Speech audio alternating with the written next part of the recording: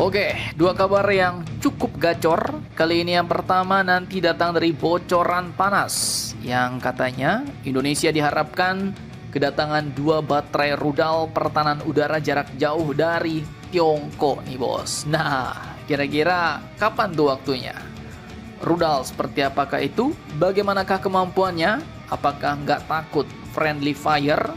Kemudian bakal ditempatkan di mana? Setelah ini kita ceki bosku.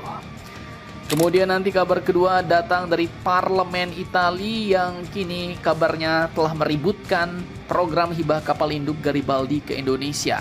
Nah loh, dia ributkan pula nih bos. Mereka bingung katanya kenapa kok kapal mahal seharga 1 triliun rupiah itu malah mau dihibahkan gratis ke Indonesia. Nah, gimana tuh? Penasaran beritanya? Cus! Markipas, mari kita kupas berita lengkapnya satu per satu bosku.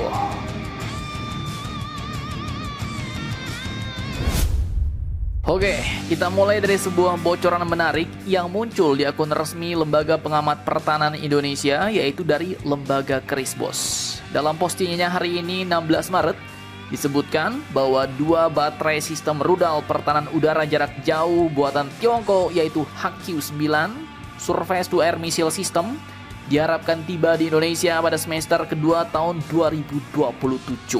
Nah loh, jadi tahun depan semester kedua artinya di atas bulan Juni tahun 2027 bos. Datang nih rudal, harapannya ya.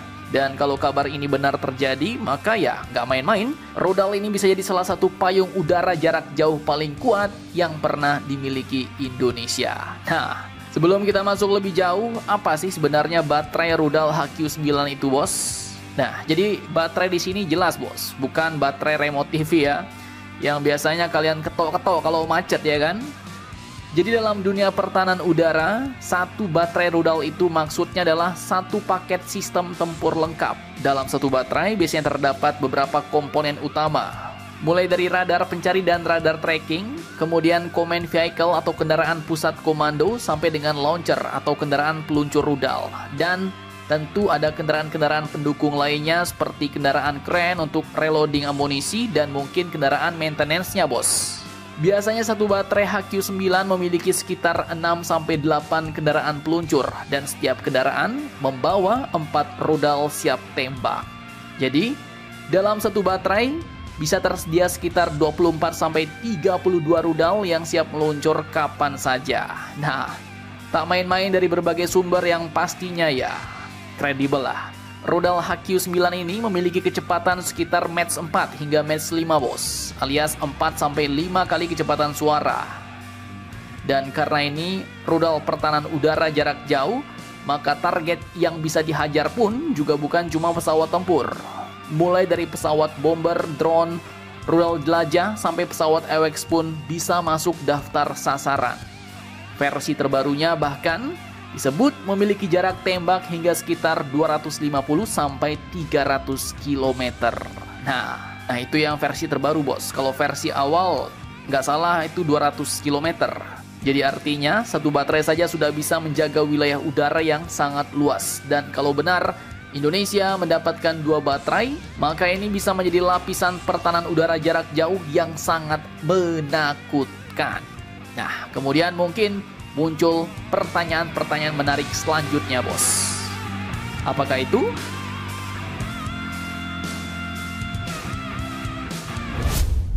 Oke, pertanyaan pertama, nanti siapa yang akan mengoperasikan rudal HQ-9 ini bos?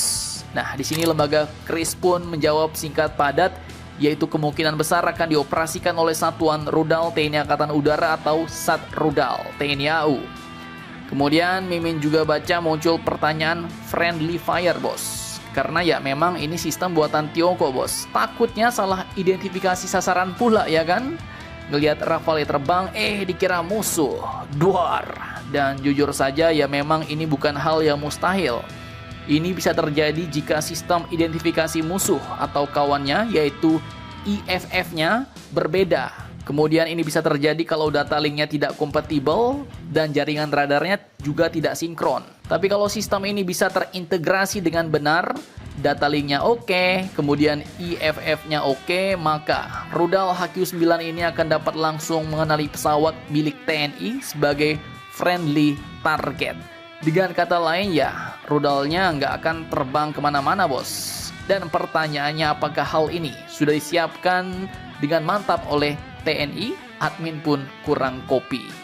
Selain itu ya, harusnya sistem seperti ini juga diintegrasikan dengan network radar nasional, sehingga setiap target yang muncul bisa diverifikasi oleh pusat komando bos. Kemudian pertanyaan berikutnya, di mana kemungkinan HQ-9 ini akan ditempatkan di Indonesia?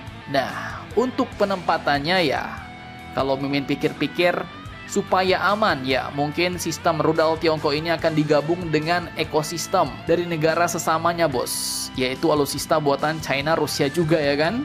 Misalnya nih, ditempatkan di wilayah timur Indonesia yang kemarin seperti Lanut Haluoleo yang bakal yang kemarin rumornya sempat kuat akan dilengkapi dengan jet tempur J-10 dari Tiongkok. Hal ini pun sangat masuk akal, sehingga satu wilayah dapat menggunakan ekosistem yang sama dan terintegrasi dengan mantap. Nah, jadi bagaimana menurut kalian?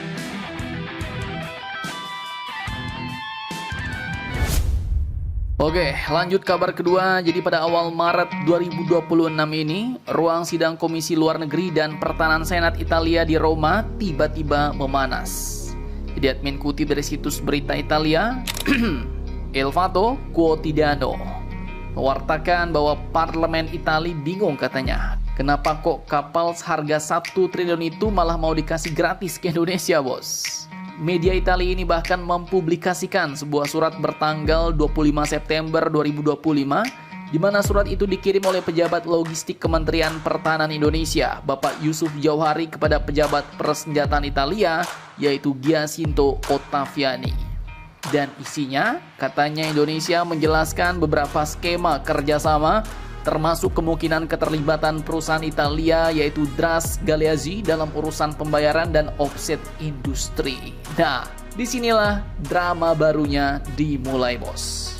Dalam sidang Senat, Wakil Menteri Dalam Negeri Italia yaitu Isabella Rauti dengan santai menjelaskan bahwa surat itu dianggap tidak resmi. Alasannya, surat itu tidak masuk lewat jalur diplomatik resmi bos. Jadi artinya menurut pemerintah Italia, surat itu secara administratif dianggap tidak pernah ada atau tidak berlaku. Nah, sementara itu Menteri Pertahanan Italia yaitu Guido Crosetto tetap mendorong hibah kapal ini. Alasannya cukup sederhana bos, katanya kapal yang bernilai sekitar 54 juta euro itu butuh biaya perawatan sekitar 5 juta euro per tahun. Dan daripada jadi kapal parkir mahal di pelabuhan, lebih baik katanya diberikan kepada mitra strategis seperti Indonesia. Dan akibat polemik ini, katanya pemungutan suara di Senat Italia pun akhirnya ditunda hingga akhir Maret 2026. Sehingga mungkin ya, nasib kapal legendaris Garibaldi kini masih menggantung bos. Antara apakah akan benar-benar menuju Jakarta Indonesia, ataukah malah tetap berlabuh di politiknya Roma, admin pun kurang tahu. Yang jelas kita tunggu sajalah janji Menhan dan TNI kemarin yang katanya kemungkinan kapal ini akan datang tahun 2026 sebelum hari ulang TNI ya kan, Oktober nanti bos. Nah, jadi bagaimana menurut kalian tentang hal ini? Jangan lupa komentar, tetaplah kalian barbar, dan jangan santuy terus demi Indonesia tangguh. Salam Indomax, Indo Magazines.